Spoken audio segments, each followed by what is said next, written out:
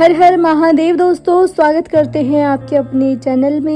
तांत्रिक क्रिया जब आपके घर पर होती है तो उसमें बंधन करके शक्तियों को आपके घर पे छोड़ा जाता है, जिसमें आपके शरीर का बंधन हो सकता है, बुद्धि का बंधन हो सकता है और शादी का बंधन हो सकता है, आपके काम धंधे का बंधन हो सकता है और अगर आपका कोई कारोबार अच्छा चल रहा होता है उसका बंधन हो सकता है। बंधन होने का क्या तात्पर्य है, सबसे पहले मैं आपको ये बता दूं। देखिए, बंधन का मतलब है कि जब आपके कोई दुश्मन तांत्रिक पे जाकर आपके घर की किसी अच्छी शक्ति को बांध करके आपके घर पे कोई नकारात्मक शक्ति छोड़ देते हैं तो वो बंधन कहलाता है। जैसे कि आपके कारोबार में बहुत फायदा आपको होता था, आपकी इनकम अच्छी होती थी, उससे जल करके आपके किसी दोस्त ने या फिर आपके रिश्तेदार ने या फिर किसी ने भी, आपके करीबी ने आपसे जलन करके तांत्रिक के यहाँ जा करके आपके काम धंधे का बंधन करवा दिया है, यानी कि आपके काम धंधे में नकारात्मक शक्ति को छुड़वा दिया है, जिसकी वजह से आपके काम धंधे में रुकावट आ जाएगी, नुकसान होने लगेंगे, आपका कारोबार भी ठप हो सकता है।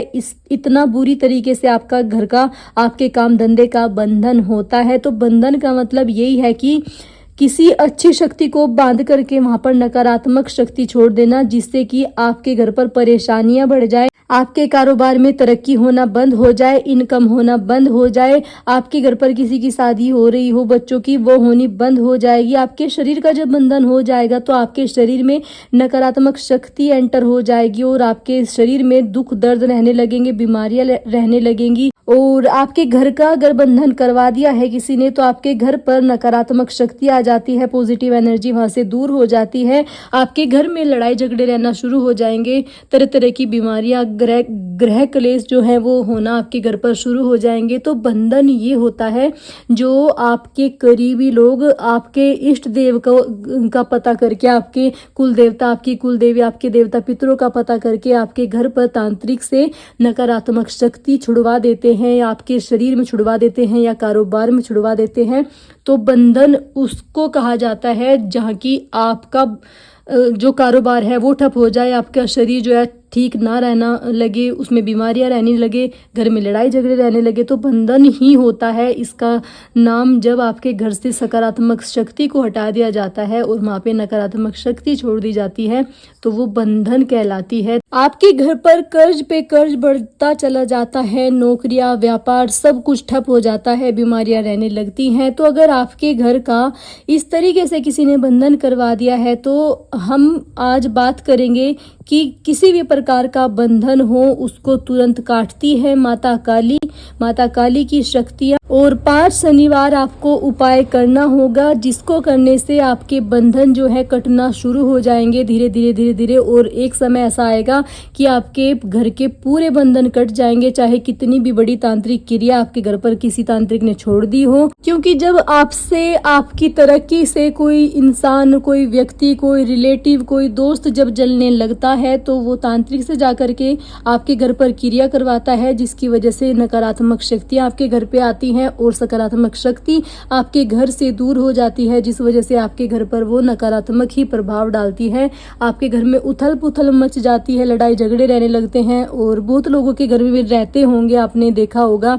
तो अगर आपके घर में या आपके आसपास कहीं किसी के साथ ऐसी कोई चीज़ है तो आप उनको भी ये उपाय बता सकते हैं, वीडियो उनको भी शेयर कर सकते हैं। देखिए, माता काली जो है दुष्ट विनाशनी है और संसार में जब जब दुष्टों का संहार करना हो तो माता काली ही करती हैं। और जब माँ को एक माँ के रूप में पूजा जाएगा तो बहुत ही जल्दी वो प्रसन्न होकर के आती हैं और अपने बच्चों को गले से लगाती हैं, उनके दुख दर्दों को दूर करती से। जो लोग डरते हैं उनको बिल्कुल भी माता काली के रूप को नहीं डरना है, उनके रूप को देखकर, क्योंकि जो उनका भयानक रूप है वो सिर्फ और सिर्फ दुष्टों के विनाश के लिए है, ना कि अपने भक्तों को कष्ट देने के लिए। तो अपने भक्तों को तो माता काली बिल्कुल हृदय से लगा के रखती है, अपार प्रेम उनको देती है।